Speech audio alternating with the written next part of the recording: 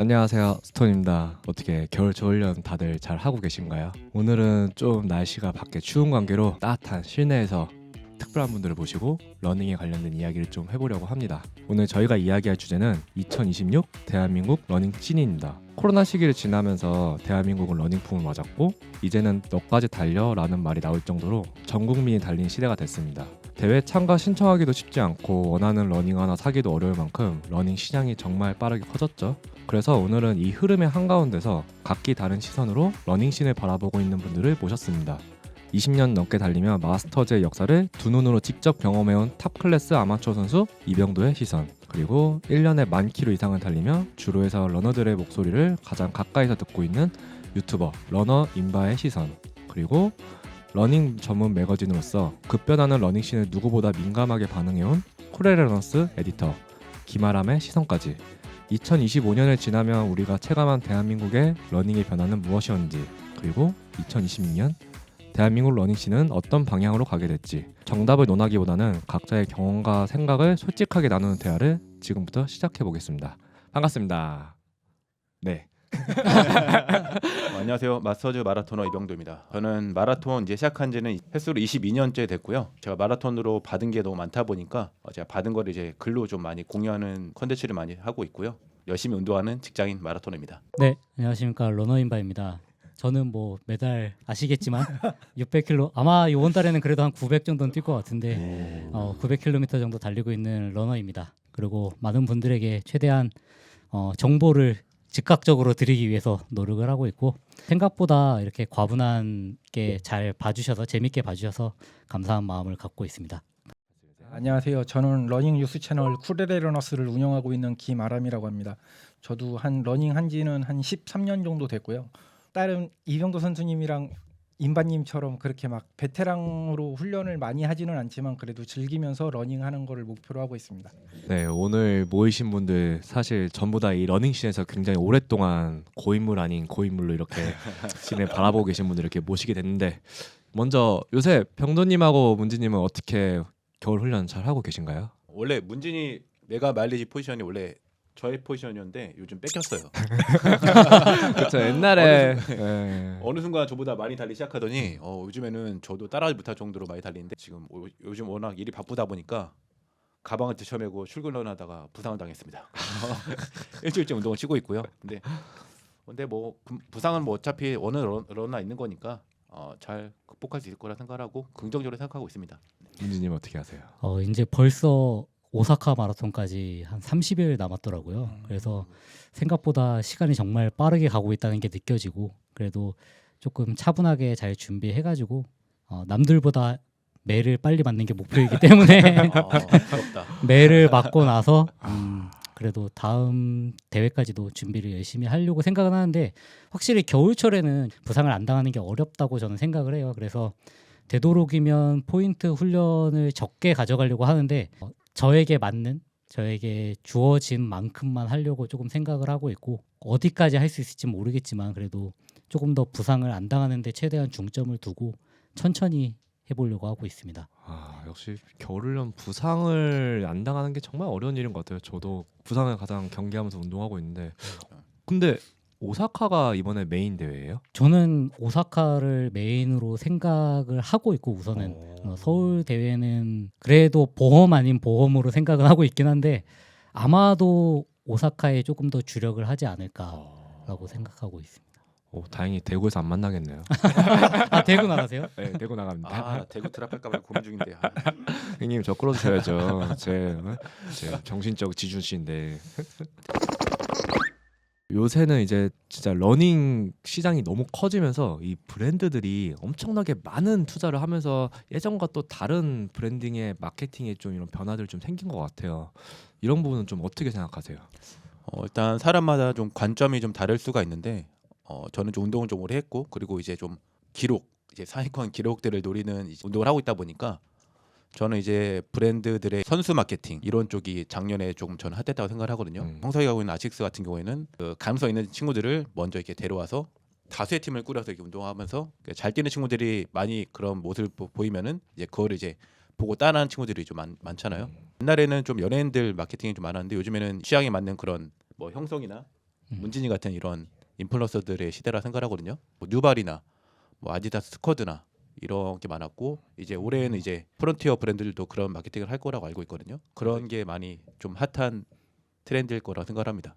최근에 이제 우리나라의 가장 유명한 기업이라고 할 수 있는 삼성에서 이제 새로 시계를 내놨을 때 가장 대표적인 운동으로 예로 드는 게 러닝일 정도로 이게 상당히 붐이 저는 되고 있다고 생각을 하거든요. 확실히 조금 더 그런 쪽에서 마케팅 자체를 광범위하게 일상적으로 신을 수 있는 것까지 가지고 갈 것 같다. 요즘에는 이제 러닝복을 아예 일상복화 시키면서 그리고 러닝화들도 이제 조금 디자인적으로 좀 유려하게 내놓으면서 그것들까지 어우르려고 하고 있지 않나.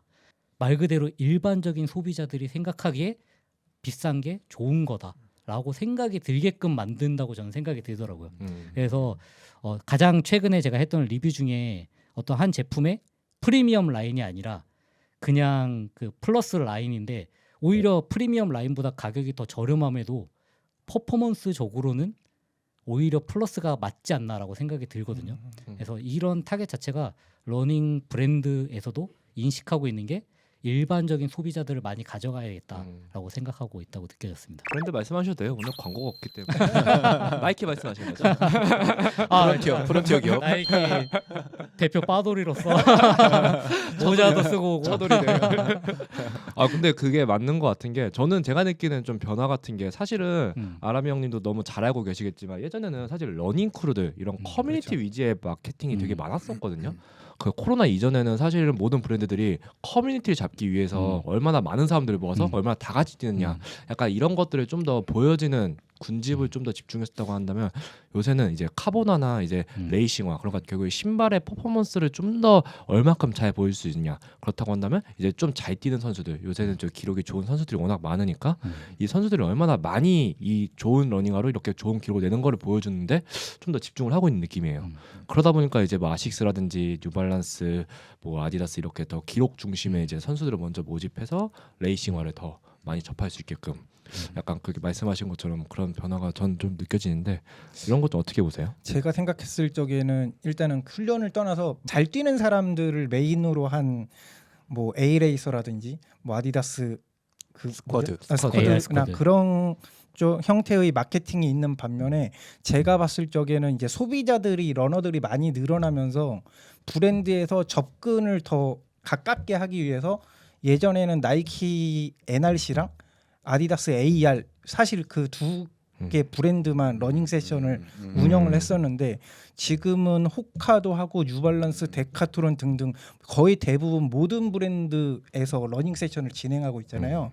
그러니까 과거에는 러닝을 누군가와 함께 뛰려면 러닝 크루를 꼭 들어가야만 했었다면 지금은 대부분 이제 브랜드에서 러닝 세션들을 마련을 하면서 굳이 러닝 크루가 아니어도 나가서 뛸 수 있고 뭔가 제품이나 그런 리워드들도 제공받을 수 있고 그리고 제가 최근에 느끼는 거는 뉴발란스에서 이제 북촌 러닝 허브 그리고 얼마 전에 생긴 성수 러닝 허브도 마찬가지로 사실 러닝복이나 신발을 렌탈을 해준다라는 개념이 아예 없었는데 새로운 신개념으로 자리를 잡았고 아디다스 성수에 새로 생긴 커피숍도 역시 마찬가지로 거기를 베이스로 해서 러닝 세션이 이루어진다든지 그렇게 해서 소비자들과 조금 더 가깝게 갈 수 있는 그런 마케팅이 이어져 가고 있는 것 같습니다. 그렇다면 이제 저희가 러닝화의 좀 장비적인 트렌드도 좀 많이 변화를 한 거라고 생각을 해요. 요새 그렇죠. 이제 브랜드들이 보고 있는 기조들이나 옛날에 사실 러닝화 하면 그냥 아무데나 매장 가서 신어보고 경험한 다음에 이제 뭐 좀 싼 거 있으면 할인되는 거 그거 기다렸다도 사고 약간 이런 맛이 있었는데 요새는 진짜 러닝화 하나 사기가 그렇게 힘드니까 이제 뭐 리셀로 크림에서 막 엄청 비싸게 주고 사고 이게 말이 되는 상황인가 싶을 정도로 와 이런다고 싶은 그런 추세가 좀 있는 것 같은데 제가 느낀 바는 약간 퍼포먼스에 미친 민족. 약간 내가 쟤보다 못 뛸 수 있어도 내가 저 친구보다 못난 장비로 뛸 수는 없다. 그러다 보니까 이런 카보나부터 시작해서 새로운 그 브랜드들의 신발도 많이 성능도 많이 좋아지고 그리고 작년에는 특히 이런 신발들이 혁신적인 제품들이 많이 나왔던 것 같아요. 경쟁적으로 브랜드에서 내세웠던 건 이제 경량화. 메타스카이 레이 같은 경우에는 뭐 진짜 파격적으로 무게가 줄었고 그리고 작년에 가장 핫하게 크게 또 튀어오른 브랜드가 이제 푸마 페탈 3 네. 그런 종류도 있고 이제 아디다스나 나이키는 워낙 선구자적 기업이고 그리고 저도 호카에서 열심히 신발 신고 열심히 해서 2시간 2분 뛰긴 했는데 퍼포먼스 러닝화에 사람들의 관심이 더 높아지면서 신발들에 대한 그 경쟁 수요가 좀 많이 많아진 것 같습니다. 진짜 옛날에 비하면 쿠션 자체가 완전히 달라졌잖아요. 예전에 제일 얇은 거 신었을 때가 뭐가 제일 주력으로 신으셨어요? 예전에 타쿠미센이라고 음. 그러니까 아웃솔이 한 이 정도 경찰 100m 입시생들 그런 사람들이 신는 신발인데 그 신발 신고 저는 풀을 뛰었었어요. 살짝 스파이카 같은 느낌 들 정도의 약간 플랫한 스파이크 신발이죠. 신발 느낌 들었어요. 음. 솔티매직이나 그런 얇은 신발 무조건 가벼운 신발 가벼운 게 효율이다라고 했는데 요즘에는 가벼우면서도 쿠션 반발력을 내주는 그런 신발들이 많아졌잖아요. 그래서 그런 트렌드 변화가 좀 있는 것 같아요. 카보나의 그 패러다임이 엄청난 걸 많이 불러 일으킨 것 같아요. 매해 진짜 놀라워요. 소재도 매년 나오고 있고 그 소재에 따른 새로운 신발이 계속 나오고 있고 그러다 보니까 지갑을 안 열 수가 없는 그런 실인 것 같습니다. 옛날에 가격도 되게 쌌잖아요. 가격이 옛날에 얼마 정도 했죠? 러닝화가? 20 넘는 가격은 상상하기 힘들었죠 그때는. 그렇죠. 네. 근데 요즘에는 뭐 아까도 얘기했지만 물가가 안 오른 20 게 몇만 없으니까. 원이라고 했을 때 되게 저렴하다. 물가가 안 오른 게 없어요. 그러니까 20만 원 초반대면 네. 와 이거 가성비 좋다. 되게 합리적이다. 근데 저도 이게 러닝이라는 거의 특징 중에 하나라고 생각을 하는 게 운동하는 데 있어서 우리가 장비바를 안 세울 수가 없는데 그 최상급 장비라고 하는 그 허들 자체가 그래도 타 종목에 비하면 훨씬 낫다라고 저는 생각이 들어요. 아직까지. 제가 사이클을 조금 탔었는데 그때 제 자전거가 이제 출고가 기준으로 하면은 제가 탔던 거 다 합치면 한 500, 600 될 거거든요. 근데 물론 그게 이제 다시 되팔 수 있고 나는 새 제품으로 구매를 안 하기도 했고 그리고 사고가 여러 번 나면서 자꾸 보상을 받으면서 내 자전거가 점점 커지는 거야. 그러니까 내가 잘못을 해서 사고가 나면 물론 내 몸은 다쳤지만 자전거가 우선 다치면은 나는 그대로 있는데 자꾸 자전거가 커져요. 그러니까 업그레이드라는 그러다 보면 이제 보상을 받으니까 거기다 내 돈 조금 보태갖고 더 비싼 걸 사고 막 이렇게 되니까. 근데 그거에 비하면은 그래도 문턱이 낮다. 그리고 이제 일반적인 사람들 같은 경우에는 저희 월 마일리지 이렇게 한 800, 900 뛰는 사람 얼마 없잖아요. 그러니까 대부분은 다 한 100km, 150km 이 정도 뛸 텐데 카보나의 수명이라고 하는 게 뭐 짧다면 짧다고 할 수 있겠지만 그래도 한 600 정도까지는 무난하다는 걸 감안하면은 내가 조깅화 하나 사고 카보나 하나 사면은 1년은 그냥 무난하게 보낼 수 있거든요. 사실 장비가 다 떨어지지 않고. 그러니까 많이 뛰는 사람 기준으로 생각하면 안 되고. 아니 지금 본인 기준처럼 생각해가지고 예.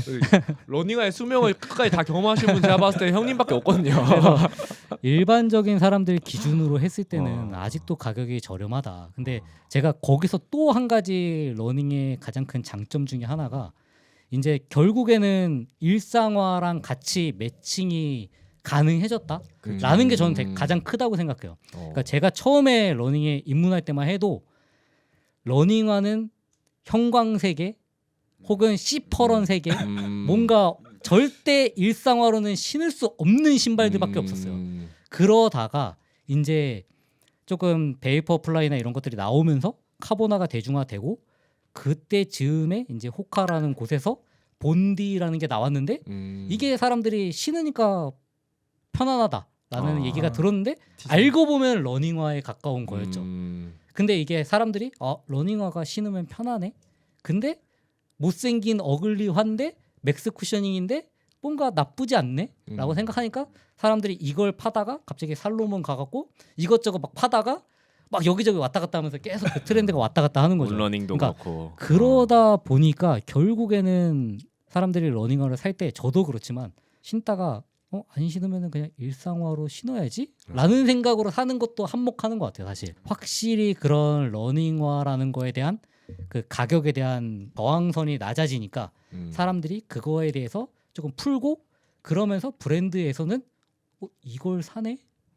이 가격에 이걸 사주네? 라고 생각하니까 점점점 높아지고 아식스나 이런 데서는 여러 가지 라인업을 내놓으면서 그것들이 하나하나 성공을 하니까 점점점 그거에 맞춰서 소비자에 맞춰서 저는 바뀌고 있다고 생각을 해요. 진짜 재미라는 요소가 정말 중요한 게 약간 저는 카보나나 이 플래그십 모델 같은 경우에는 약간 그 스포츠카 개념이라 생각을 하거든요. 맞아요. 저는 생각했을 때 뭐 옛날에 뭐 초보자는 카보라 신지 마라. 이거는 저는 솔직히 말해서 말도 안 되는 얘기라 생각을 했어요. 달리기 처음 시작했을 때 러닝화나 뭐 장비를 사는 그런 재미도 있잖아요. 근데 옛날에 우리가 러닝화를 산다 하면은 뭐 떠올리는 이미지들 있잖아요. 뭐 아식스 신발끈 이게 하얗고 그 아식스 빨간 로고 있는 그런 러닝화를 생각하다가 요즘에는 푸마 페스트 알이나 이런 신발들 보면은 되게 디자인이 되게 유니크하잖아요. 그런 신발들 신으면은 신기도 전에 심리적으로 빠르게 달릴 수 있을 것 같고, 그리고 뭔가 내가 더 빨라질 것 같고, 훈련이 좀 결리하더라도 그 심리적으로 보상받는 그런 트렌드가 좀 있는 것 같아요. 문지 형님은 러닝화를 사면 그냥 본전인 거죠. 가성비가 뭐 어떤 러닝화를 사더라도 어차피 결국 다 끝까지 다 신으니까. 근데 옛날에는 사실은 이 러닝화를 사람들이 한 개 내지 두 개 정도 사면 이제 많이 사는 거였단 말이에요. 이 포지션을 나눈다는 그 개념 자체가 없었던 것 같아요, 옛날에는. 근데 이제는 브랜드별로 사람들이 포지션별로 안정화나 리커버리용 하나, 데일리용 하나, 슈퍼트레인용 하나, 카보나까지. 완전 카보나도 이제 세분화돼서 트레인용 카보나 그리고 대회용 카보나 이렇게 다 완전 세분화해서 이걸 이렇게 다양하게 사야 된다는 그 개념을 인지를 하고 이제 접근을 하는 것 같아요. 그게 참 큰 변화인 것 같아요. 사람들이 그러니까 러닝화 시장에 한두 개가 아니라 계속해서 여러 가지 사고 여러 카테고리가 여러 브랜드별로 또 새로운 게 좋은 게 나오면 그걸 또 하나씩 더 다 사보고 이게 진짜 러닝 시장의 이제 끝판을 만드는 큰 목을 한 거 아닌가라는 생각을 하는데 최근 이제 러닝이 이제 붐이 불고 카보나들이 생겨나면서 러닝을 이제 막 처음 접하는 사람들이 카보나 신으면 잘 뛸 것 같고 이쁘고 해서 대부분 많이들 신었잖아요. 그러다 보니까 지금 시점에 인스타그램으로 많이 올라오는 컨텐츠들이 결국 러닝에서 부상당했다라는 컨텐츠가 의외로 되게 많이 올라오더라고요. 저는 카보나가 부상을 만든다고 생각을 하진 않아요. 물론 카보나가 본인 역량보다 좀 빠르게 달리게 하는 그런 효과는 있겠죠. 사람들이 원래 뛰다 보면은 뭐 10km나 5km를 뛴다 하면은 자기 역량보다 좀 빨리 뛰는 경향들이 좀 있거든요. 근데 그 카보나는 엑셀레이터를 좀 더 당겨주는 거죠. 그래서 그게 굳이 꼭 그게 카보나의 잘못이냐? 전 그거에 좀 의문이 있어요. 러닝화는 죄가 없죠. 카보나에 대한 얘기는 워낙 뭐 많고 이제는 좀 뭔가 개념이 좀 정립이 된 것 같아요. 카보나 신으면 안 되는 건 아닌데 적재적소에 잘 사용하면 좋은 거다라는 이제 개념은 다들 많이 인지를 하시는 것 같아서 이제 진짜 러닝화를 이렇게 사기 힘들 정도로 러닝 인구가 정말 많아졌는데 그만큼 국내 마라톤 대회도 정말 많아진 것 같아요. 옛날에랑 비교했을 때 요새 마라톤의 분위기가 좀 어떻게 바뀐 것 같나요? 제가 처음 운동할 때는 거의 한강 대회를 많이 했어요. 뭐 하이서울 마라톤 이렇게 해서 그때 막 2005, 6년, 7년 때쯤인데 한강에서 수돗물 아리수 주고 막 이러면서 뛰어도 되게 즐겁고 좋았거든요. 근데 요즘에는 뭔가 자전거 도로에서 뛰는 대회는 사람들이 뛰면 큰일 나는 줄 알더라고요. 도로를 점거하고 하는 이제 대회들이 좀 많아졌잖아요. 러너들 입장에서는 그게 좋긴 한데 좀 균형점이 좀 있어야 된다 생각을 해요. 또 대회가 너무 많이 난입을 하다 보니까 경험이 없는 대행사에서 뭐 사고를 많이 치기도 했고 시민들의 불편이 있다 보니까 거기에 대해서 이제 러너들 이미지도 좀 안 좋아지는. 그래서 그런 거를 좀 이제 차차 이제 균형점을 좀 찾아가는 게 남은 과제라고 생각합니다. 마라톤 온라인 대회 일정을 한번 찾아봤는데 24년 기준으로 우리나라에서 열린 총 대회가 338개 그리고 25년에 518개가 열렸어요. 그러니까 약 1년 사이에 53%가 증가한 수치고 서울에서만 24년에 100개에서 25년 154개가 치러졌으니까 그것도 1년 새에 서울에서만 54%가 늘어난 셈이거든요. 그러니까 엄청난 수치죠, 사실. 진짜 대회들 진짜 많아졌어요. 이제 뭐 같은 날 서울에서 막 여기저기 다 대회가 있으니까 시민들이 불편할 수밖에 없을 것 같아요. 이번에 안 그래도 서울시에서 내놓은 것 중에 하나가 시간대 땡기는 거, 그 다음에 규모에 대한 제한을 뒀잖아요. 저는 그게 가장 중요하다고 사실 생각을 했어요. 왜냐하면은 이게 자전거 도로에서 열리는 대회 같은 경우에 사실 여의도에서 출발해도 그 주변을 뛰는 대회는 뭐 10,000명이 되건 15,000명이 되건 그 시간대만 잘 나누고 그 다음에 모이는 장소만 잘 하고 그 다음에 진보관만 잘 해주면 문제가 안 되는데 여의도 공원에서 그 들어가는 곳 아니잖아요. 거기가. 근데 그런 대회를 한 6,000명, 7,000명 봤더라고요. 그래서 이게 가능한가라고 생각이 들었는데 사실 이 전체적으로 2025년에 대회가 많아지고 그리고 앞으로 2026년에도 열리던 대회는 늘 열릴 거고 장소에 맞는 그런 것들이 되면 좋지 않을까라고 저는 생각이 들었습니다. 옛날에는 진짜 동아 마라톤, 춘천 마라톤 이런 거 그냥 참가수 끝날 때까지 기다렸다가 언제 하지? 취소할까? 이러다 그냥 한번 이렇게 신청하고 이랬었는데 이제는 뭐 제가 작년에 아주 충격적인 경험을 했어요. 제가 매년 나가서 뭐 우승도 하고 좋은 기록이 있는 그런 국제평화 마라톤이라고 있는데 추첨으로 바뀌었더라고요. 그러니까요. 떨어졌어요. 생전 처음으로. 너무 저에게 충격적인 경험이었어요. 갑자기 전이가 막 상실해버리고 나를 떨어뜨린다고? 저도 떨어졌어요 그때. 저도 넣었다가 사실 뭐 작년에 뭐 있었던 문제 중에 이제 하남에서 이제 전매합 대회 중에 이제 사고가 나는 경우도 있었고 너무 과도한 인원을 받으니까 대회 규모에 대한 이런 안전 장치도 분명히 이런 집합 장소에 맞춰서 분명 필요할 것 같고 도로 통제에 대한 이런 것들도 시간도 분명 중요할 것 같고 사실 작년에 그 합해 마라톤 메달 국제국민 약간 그런 사소한 거까지 퀄리티가 떨어지고 그리고 뭐 급수 문제라든지 그런 것도 이제 제대로 되지 않는 중에도 대회가 열리는 게 그게 제일 가장 큰 문제점이 아닌가 생각됩니다. 그래서 이번에 서울시가 칼을 빼들고 확실히 정리를 잘 한 것 같아요. 분명 필요한 부분이라 생각하고 있고 제도가 따라가야 된다 생각하고 있고 그렇다면 이제 우리가 2026년이 됐잖아요. 네, 이제 대한민국 러닝씬은 좀 어떻게 변할지 이런 것도 같이 얘기를 해보려고 합니다. 마라톤 대회는 그럼 좀 어떤 모습으로 변할 것 같나요? 제가 뭐 음모론을 갖고 있는 건 아닌데 사실 이게 결국에는 환경이 먼저냐 그리고 소비자가 그 다음이냐를 따질 때 저는 결국에는 환경이 먼저라고 생각을 하거든요. 그래서 몇 년 전에 한창 사이클 붐이 일었을 때 그때 많이 환경적으로 바뀌었던 게 전국에 자전거 도로가 깔렸어요. 그러니까 그게 결국에는 정부 그러니까 국가적으로 미는 사업인 거죠. 쉽게 탈 수 있게끔. 사실 자전거는 자전거 도로가 없으면은 도로에서 타다가 사망 사고가 정말 많이 나요. 근데 국가에서 이렇게 다 깔아 놓으니까 결국에는 이거 이렇게 즐기기가 쉽네라고 생각하고 많이 즐기는 것처럼 저는 사실 국가적으로 밀 수밖에 없는 게 러닝이라고 생각을 해요. 러닝 전용 도로 같이. 왜냐하면은 국가에서는 그러니까 서울시도 그렇고 지방 지자체도 그렇고 결국에는 이 러닝을 밀 수밖에 없는 게 우리가 이제 기대 수명이 늘어나잖아요. 그러면 결국에는 건강한 사람이 많아야 돼. 건강하게 사람들이 늙어야 돼. 근데 건강을 챙기는데 사실 여러 가지 운동이 있겠지만 그 중에서 국가에서 가장 쉽게 접근하면서 권장할 수 있는 거는 러닝 대회로 인해서 좀 이런 교통적인 불편함이 아무리 생긴다고 한들 제 생각에는 권장할 수밖에 없다. 그래서 서울시에서 여기저기 러너 스테이션 만들어주고 이렇게 하는 이유가 사람들이 달리기가 편안한 환경을 만들어주면은 이거 생각보다 건강에도 좋고 재미가 있네? 라고 생각이 들면은 누가 떠밀지 않아도 하게 되거든요.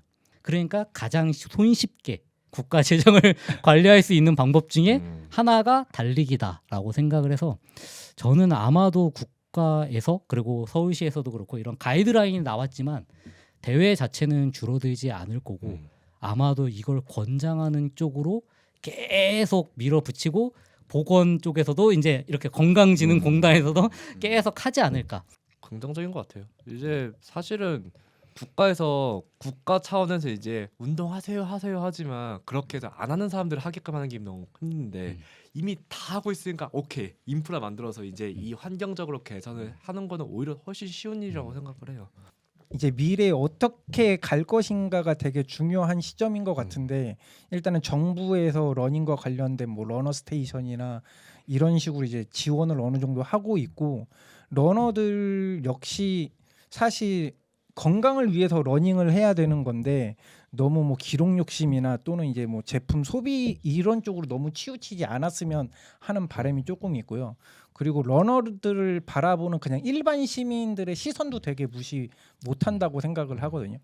그 러닝 크루와 관련해서 한창 왈가왈부했던 것도 벌써 1년, 2년이 지금 지나가고 있는 시점이라서 어느 정도 시민들이 마라톤이나 이런 거를 봤을 때 쟤네들 뭐 도로 전線내서 이렇게 욕하기보다 굳이 내가 뛰지 않아도 나와서 응원해 줄 수 있는 그 정도의 시민 의식이 생긴다면은 더더욱 좋은 길로 갈 수 있지 않을까라는 생각이 좀 많이 드네요. 시선의 차이가 점점 생길 것 같아요. 이게 처음에 봤을 땐 낯서니까 뭐야?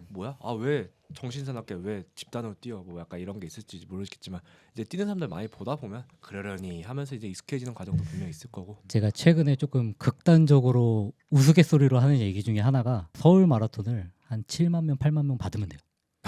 왜냐하면은 이게 참가자가 많아지는 게 저는 되게 중요하다고 생각을 해요. 여러 번 잘게 쪼개서 몇 번 통제하는 것보다 그냥 깔끔하게 7만 명을 받으면은 장점이 엄청나게 많거든요. 우선 첫 번째로 외국인들에게 많이 티오를 주면 돼요. 한 3만 명. 그러면은 결국에는 외국인들이 수요가 늘어날 거고 여행을 오겠죠. 그리고 4만 명 정도가 이제 자리가 남잖아요. 그럼 그 4만 명 자리가 친척이 누군가는 있다는 거예요. 그러니까 참가자가 4만 명이면 아는 사람의 친구 아니면 누구의 친구는 그 대회에 참가하고 있다는 거예요. 그러면 결국에는 내가 아무 관련 없는 사람이 되는 것보다 관련이 있어질수록 점점점 그거에 대한 관심이 생기고 불만이 나오려고 하다가도 내 친구의 친구가 뛰고 있으면 아 그래 응원한다.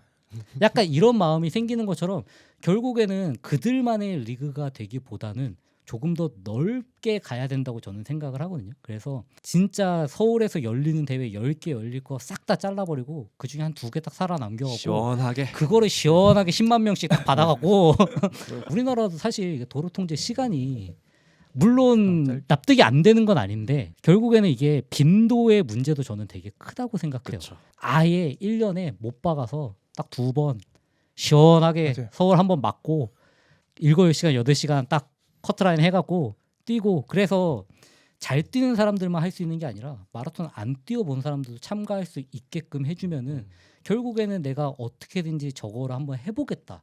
저 오랜 시간 동안 저 7만 명, 8만 명이 모여갖고 어떤 것 때문에 저걸 하는 건데라는 그 궁금증이 생기게끔 해서 큰 규모로 여는 게 저는 오히려 나쁘지 않다고 생각을 하고 그게 만약에 서울이 부담이 된다면 저는 제 영상에서 계속 얘기하는 거지만 경주 얼마나 좋아요.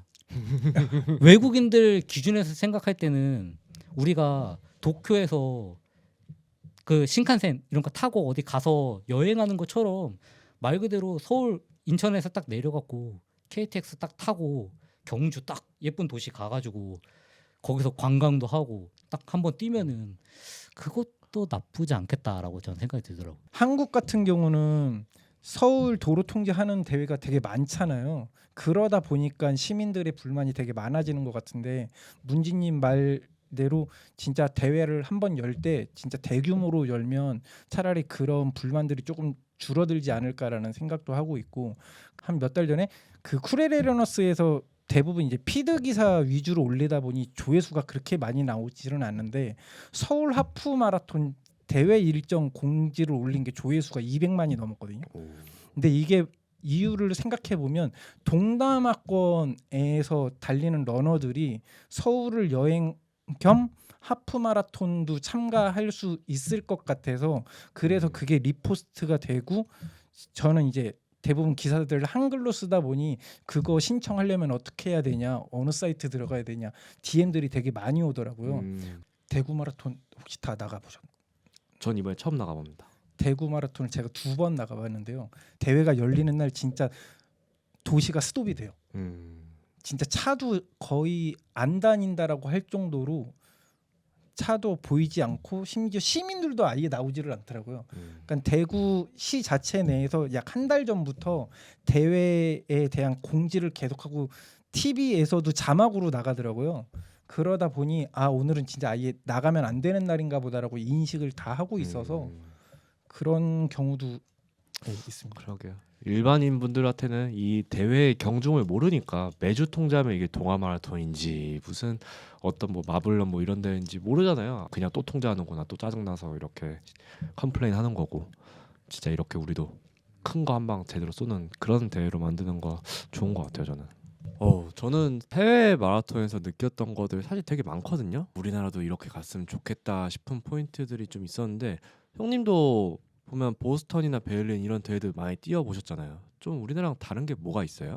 일단 저도 이제 보스턴 마라톤 2번, 베를린 2번, 그리고 런던 마라톤, 뭐 관 마라톤, 홋카이도 마라톤 2번 뭐 이렇게 많이 다녀와 봤는데 가장 큰 차이로 느껴지는 건 이제 그런 마라톤 엑스포 엄청 웅장한 뭐 베를린 마라톤 같은 경우에는 옛날에 그 히틀러가 뭐 군수공장 공항으로 썼던 어마어마한 그런 공항 크기의 그쵸. 부지를 엑스포장으로 전 세계 브랜드들이 다 와서 맞아요, 우리나라 맞아요. 브랜드도 막 가서 하더라고요. 맞아. 그런 거 봤을 때 그런 거는 조금 부러우면서도 우리나라에도 이제 요즘 조금씩 도입되고 있잖아요. 그렇죠. 이제 엑스포 한다고 하잖아요. 네. 네. 근데 이게 좀 문화 차이가 좀 있어서 완벽하게 도입이 쉬울까 이런 생각도 좀 들면서도 좀 부러운 그런 면이었던 것 같아요. 우리나라 아직 좀 생소하죠. 엑스포라는 개념 자체가. 워낙 택배 문화가 워낙 잘 돼 있다 보니까 그렇죠. 배번을 거기서 찾는 것 자체에 대한 네. 약간 저항감이 아직 있는 것 같아요. 우리나라 요번에 이제 엑스포도 사실 해외 마라톤 엑스포 열리는 것처럼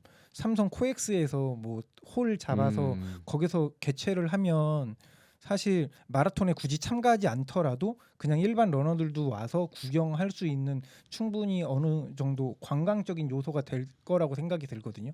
그래서 요번 서울 마라톤 엑스포가 어떻게 운영될지 되게 궁금증이 있습니다. 맞아요. 그 DDP에서잖아요 이번에 동아 마라톤. 아, 저거 규모역 제대로 하면 멋있겠다 이 생각 들더라고요. 이게 한번 이렇게 엑스포를 할 때 그 불러일으키는 이런 시장의 이런 자본 규모가 수익이 엄청나대요. 관광 수익이. 그렇죠. 그래서 그것도 관광 문화 발전에도 굉장히 큰 도움이 될 텐데 이걸 우리나라는 좀 어떻게 해결해 나갈지 좀 많이 궁금하긴 합니다. 약간 생소한 체험이니까 아무래도 처음 문턱만 넣으면은 좀 괜찮은 문화로 자리 잡지 않을까. 다만 배번 그래도 택배로 보내줬어요. 아, 선택할 수 있게끔. 마라톤 엑스포가 마라톤 러닝계 약간 CES 같은 느낌? 최신 트렌드 업체들이 있는 그런 브랜드들 테라바디의 리커버리 용품 이런 것들이 제가 보지 못한 이런 브랜드들이 있어가지고 이런 거 우리나라 오면 좋을 것 같다는 생각을 했는데 우리나라 조금 들어오고 있고 그런 최신 트렌드를 볼 수 있는 것 같아서 업계 관계자들이나 러닝하는 이런 사람들이나 좋은 콘텐츠가 될 것 같은 그런 예감이 들어요. 우리나라가 그래도 쉐이크아웃런 같은 거 이제 전날에 종합운동장에 모여서 다 같이 크게 하기도 하고 이번에 동아 마라톤이 와 브랜드들이 다 여기저기서 쉐이크아웃 다 진행해요 보니까. 아 진짜. 규모가 엄청나요. 예전에는 사실 좀 크루들이 좀 베이스가 돼서 여러 크루들이 모여서 같이 하는 이런 게 좀 많았었는데 요새는 좀 추세가 확실히 좀 그런 것들도 많이 찢어지고 각 브랜드별로 쉐이크아웃 엄청 크게 하더라고요. 제가 느끼기에는 약간 몇 년 전까지만 해도 서로 다른 브랜드가 후원하는 대회는 안 건드리는 느낌이었다면 네. 요즘에는 다 건드리는 그냥 서로 건드리는 느낌이라서 오히려 좋은 것 같아요. 그래야지 다음에 또 경쟁적으로 해가지고 참가자에게 더 좋은 혜택들이 돌아오지 않을까. 재밌는 게 이번에 동아 마라톤에 이 우리가 달리는 주로 코스 있잖아요. 광화문이 요새 이제 네. 타임스퀘어처럼 이렇게 광고판의 배너가 엄청나게 많이 생겼잖아요. 그거 지금 전쟁이에요. 거기 브랜드별로. 그 광화문 앞에. 네, 있는. 광화문 앞에 있는 어느 지점에 어느 브랜드가 어디 들어가려고 진짜 막대한 돈을 쓰고 있더라고요. 미국 마라톤도 가보면 나이키에서 맞아. 지하철 이런 배너에다가 막 문구들 재밌는 거 하면서 너 지금 멈추려고 네가 지금 몸에 두르고 있는 옷이 얼만데 약간 뭐 이런 거 얘기하면서 약간 자극 주는 이런 멘트들이 되게 많거든요. 그런 거 보면서 뛰는 재미도 있었는데 우리나라도 뭔가 그런 분위기처럼 되게 또 언어의 유해 민족이니까 이런 것도 또 재밌는 것들이 많이 나오지 않을까 싶어요. 이 얘기를 이어서 이번 동아 마라톤 사실 되게 많이들 관심을 가지고 계시잖아요. 예. 와, 지금 요새 기록들이 다들 미쳐가지고 진짜 말이 안 되는 기록들이 이제 작년 하반기에 많이 쏟아져 나왔는데 작년 상반기에 동아 마라톤도 그랬고, 이번 동아 마라톤 제 예상에는 2위 구조자만 한 20명은 나오지 않을까 이렇게 생각을 하는데 어떻게 생각하세요 그거는? 근데 저는 부상 있어가지고 밑밥인가요? 가시는 건가요? 벌써 밑밥을 간다고요? 실제로 일찍 운동 쉬고 있긴 한데 그래도 뭐 동마는 뭐 귀신같이 잘 뛰지 않을까 생각을 하고 그렇죠. 동마의 저는 아들인데 뭐 개인적으로 작년보단 잘 뛸 것 같아요. 그리고 전 형이 제마에서 구두한 거 보고 말이 돼? 약간 저 이상하겠거든요. 형이 많이 퍼졌나? 봤는데 기록이 또 2구 언더로 들어왔어요. 2구가 9등이라고? 말이 돼? 막 싶어가지고 와, 전 진짜 깜짝 놀랐는데 작년에 동아 마라톤이 10등까지가 2구였잖아요. 제가 11등 했었거든요. 제가 30분 24초로. 그리고 10등까지가 2구였어요. 와 이것도 원래 동아 마라톤 2구 해봤자 2명, 3명 이렇게 나오는 그런 데잖아요. 10등까지가 이고요. 그렇게 생각하면 올해 날씨가 어떻게 될지 모르겠지만 지금 가을에 뛴 성적들 보고 대충 유추해봤을 때 2구 후보들 이들이 진짜 훈련을 잘하고 이 기록들을 다 나오면 좋게 20명은 되겠다. 그리고 요즘에 많은 분들이 이제 서브 3 주자들이 많아졌다 하는데 사실 실수당 이렇게 까놓고 보면은 주변에 달리기 막 시작하시는 분들 있잖아요. 그런 분들은 접수하다가 안 되면 포기해요. 그렇죠. 예를 들어서 서울 하프 마라톤 접수하려고 들어갔어. 서버가 다운돼. 에이 뭐야? 안 뛰어? 한다고. 안 뛰어? 근데 그거를 뚫고 1시간을 기다려서 접속해서 어찌 됐건 간에 접수를 한 사람 그리고 뉴발란스 가가지고 기다려서 한 사람은 러닝 인구가 1000만 명이라고 봤을 때 그중에 우선 대회를 나가는 사람이 한 100만 명이고 그렇죠. 대회를 나가는데 그거에 대해서 열정을 가지고 하는 사람은 10만 명이고 그 10만 명들이 경쟁해서 온 거기 때문에 당연히 모수 자체가 이만한 것 중에 표본 집단이 엄청나게 넓은데 오는 사람은 한정되어 있다는 거죠. 그러니까 서브 3가 많은 것처럼 보이지만 그 서브 3가 그 1000만 명 중에 다일 수 있다. 그러니까 동아 마라톤이나 이 정도로 나올 사람은 사실 애초에 어떻게 해서든지 서울 마라톤에 나오는 사람들이고 그 서울 마라톤에 나오는 사람들이 늘어났기 때문에 서브 3 주자가 늘어난 거지. 오는 사람들의 실력이 늘어난 건 저는 아니라고 생각해요. 그러니까 잘 뛰는 사람들이 많아진 건 사실인데 그만큼 뛰는 사람들이 많아져서 잘 뛰는 사람들이 많아졌고 제 주변을 살펴보면은 10km 60분대 안으로 못 들어오는 사람도 절반이 훨씬 넘는다. 수두룩하겠죠. 수두룩하다. 그래서 제가 다시 도돌이표처럼 돌아오는 거지만 풀코스는 7만 명이 뛰어야 된다. 그러면은 거기에는 모두를 이제 진입시켜. 기안 84도 나올 거고 모든 사람들이 다 나와서 행복하게 나는 잘하는 거구나. 왜냐면 7만 명 중에 완주하는 사람이 한 3만 명 정도 돼야지 그게 저는 바람직한 모습이라고 생각을 하고 원래 한국인들 그런 거 있잖아요. 내가 못하고 하고 싶은데 가질 수 없는 것들에 대해서 더 집착하고 열망하는 것들. 전 그게 더 이 붐을 뜨겁게 맞아. 만들고 있다고 맞아요. 생각을 하거든요. 한국인의 경쟁심, 예, 한국인 그 무섭거든요. 퍼포먼스. 두쫑코 봐봐요. 난리 나잖아요. 그냥 그거 다 똑같아요. 그 뭐 허니버터칩도 그렇고 이거 매번 반복돼요. 저는 이 약물과 안 먹고 있습니다. 예. 두쫑코를 타왔는데 아 진짜요? 나는 안 먹는다고 소신 있게 행동하고 있습니다 아직. 저도 별로던데요. 두쫑코 먹어보니까 아 이거 이 돈 주고 안 돼. 그리고 다음날 조용히 물어봤거든요. 다 먹었어? 그랬더니 다 먹었다고. 못 먹은 거였다. 안 먹은 게 아니라. 제가 작년에 브랜드 미팅 같은 거 할 때 사람들한테 질문들을 한 번씩 해본 적이 있어요. 우리나라 마라톤 최고 스타가 누군지 아느냐? 그러면 사람들이 영조대왕? 뭐 정숙 감독님? 뭐 이런. 진짜요? 아니다. 원영석이란 친구다. 에이. 에이. 진짜 그렇게 얘기했어요. 뭐 다른 스포츠는 엘리트 선수들을 사람들 다 바라보고 운동하잖아요. 엘리트 선수가 뭐 신었냐, 장비를 뭐 쓰느냐 이런 걸 보고 다 집중하잖아요. 근데 우리나라는 엘리트면은 오히려 디메리트 되는 경향들이 좀 있는 것 같아요. 이상하게 엘리트보다는 문진이나 형석이처럼 나처럼 직장을 살아면서 운동을 하는데 잘 뛰는 이런 친구들이 오히려 더 부각되는 그런 시장적인 측면이 있거든요. 근데 이게 특별히 뭐 부정적이다 긍정이다 떠나서 우리나라 마라톤 시장에 가지고 있는 그런 소위 속성이고 그래서 이제 최고 스타는 원영석이다. 생일이라고 또 이렇게 또 올려쳐 주시는 거죠. 감사합니다. 애써 부정하지 않네.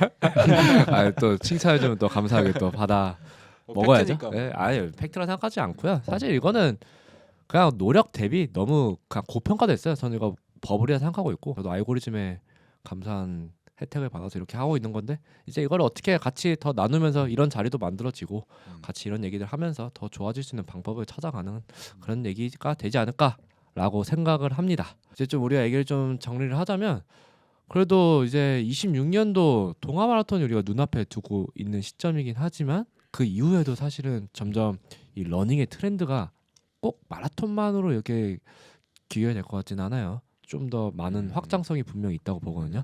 저는 요새 이제 트레일 시장이라든지 하이록스 뭐 이런 것까지도 이제 우리나라 사람들이 점점 더 하고 싶은 취미의 영역을 확장해 나가고 있겠구나 이런 생각을 하는데 실제로도 지금 브랜드들에서 트레일에 굉장히 관심 많고 지금 이번에 좀 올해 공격적으로 좀 투자할 거를 느낌이 오더라고요.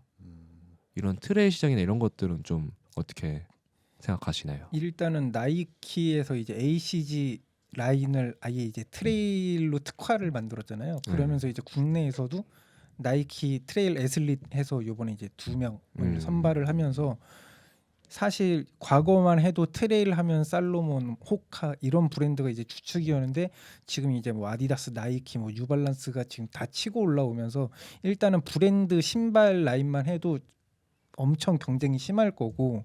병동님은 트레일을 지금 계속해서 하고 계시잖아요. 일단 저는 둘 다 계속 하고 있는 입장에서 트레일 러닝은 우리나라에서 마이너 스포츠구나라는 생각을 많이 했어요.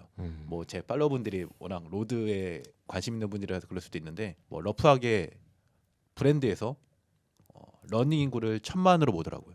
그리고 트레일 러닝은 50만으로 보더라고요. 시장 차이가 엄청 크거든요. 그쵸. 그래서 제가 느끼는 게 뭐 제 개인적인 경험일 수도 있겠지만 좀 아직까지 마이너하다라고 생각을 했는데 갑자기 아이폰이 나온 것처럼 사람들의 취향을 파고들고 정해주는 예를 들면 나이키 같은 브랜드들이 뭐 살로몬 같은 큰 브랜드들이 호카 같은 브랜드들이 궁극적인 마케팅을 하다 보면 사람들이 트레일런이란 게 진짜 있어 보이고 재밌어 보이는데 이렇게 하면서 좀 새로운 웨이브가 좀 올 수도 있지 않을까라는 생각을 좀 하고 있어요. 분위기를 바람잡고 있다는 느낌이 드는 거죠. 브랜드별로. 그러니까 뭐 요새는. 프렌티어 기업에 한번 가면은 음. 다른 기업도 따라갈 수밖에 없거든요. 트레일 말고 어떤 러닝씬의 새로운 흐름 같은 거 보이는 건 없나요? 제가 봤을 때는 해외에서 별로 많이 보이지 않는 대회 중에 하나가 인도어 대회거든요. 그러니까 트레드밀에서 달리는 마라톤 대회가 해외 기사로는 그렇게 많이 접하지 못하는데 국내에서 이제 디렉스 주최한 것도 그렇고 이제 조만간 러너블인가요? 거기도 주최하는 대회도 있고 해서 사실 겨울에는 야외에서 대회 하기가 쉽지 않은데 그거를 반영을 해서 실내에서 운영하는 대회가 생겼다는 것 자체가 한국만의 뭔가 장점? 특이한 점? 특이점이라고 볼 수 있을 것 같아요. 해외는 인도어 대회들이 많지 네, 않아요? 거의 없어요. 고향에서 이제 10km짜리 인도어 대회 이제 개최하잖아요. 그런 거 보면 이런 방향성도 이제 한여름 한겨울에도 대회를 할 수 있는 날이 오겠구나 싶더라고요. 그리고 사실 트랙에 비닐하우스 있는 나라가 과연 있을까 싶기도 합니다. 그건 진짜 짱인 것 같아요. 우리나라. 전 다 설치했으면 좋겠어요. 뛰어보셨나요? 저 안 뛰어봤는데 저 이번에 처음으로 트레드밀 뛰어봤잖아요. 너무 추워가지고 이건 아니겠다 싶어갖고 이게 우리나라처럼 계절에 영향 많이 받는 나라가 갈수록 그 수요가 이렇게 있으면 분명 공급도 계속해서 늘어날 거라 생각을 해요.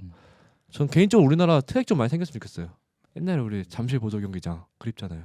잠보 성지였는데 이제 잠보가 없어지면서 반포. 갑자기 이제 러닝 붐이 확 일어난 거죠. 그렇죠. 트랙 수요가 반포로 한 번에 몰리면서 그쵸.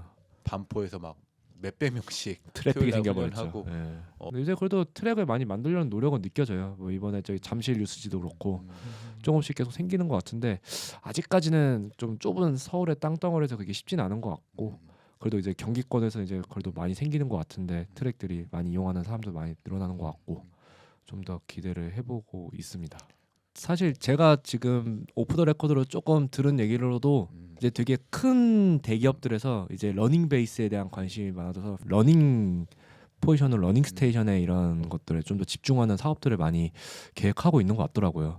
그래서 26년도에는 확실히 우리들이 뛸 수 있는 공간들 더 많이 생기지 않을까. 수요가 이만큼 있으니. 큰 겁니까? 나쁘지 않을 거예요. 예.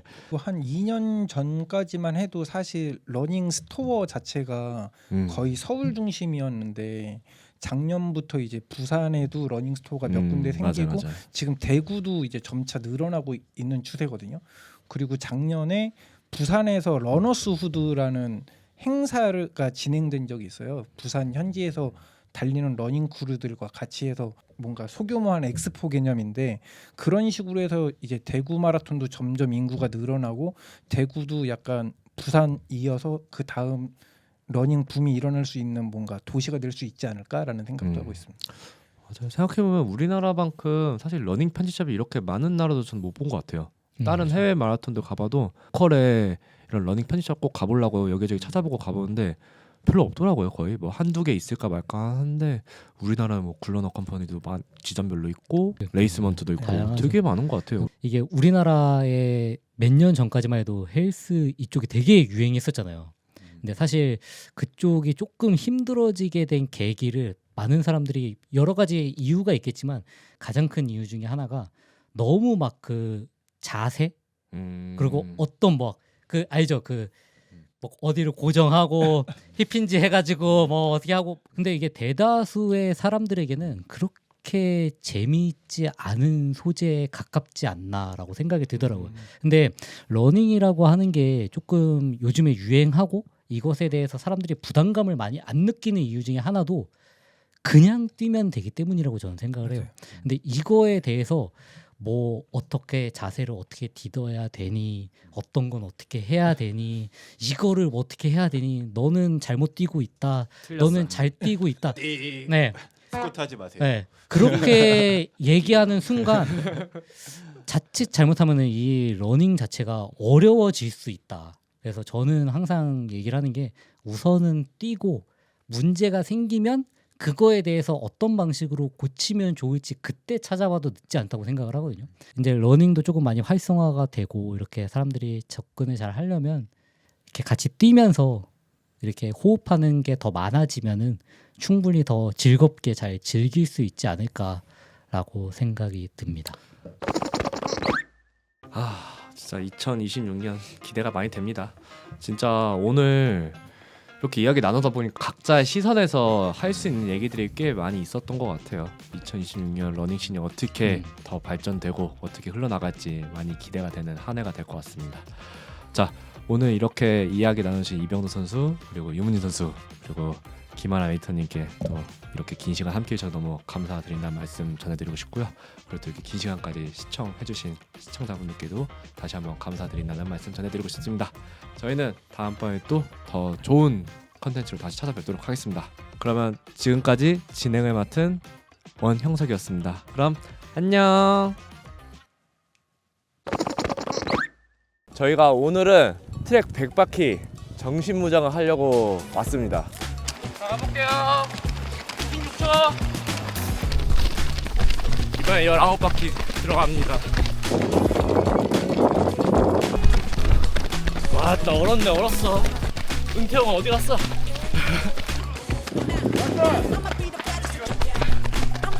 살려주세요. 죽을 것 같습니다.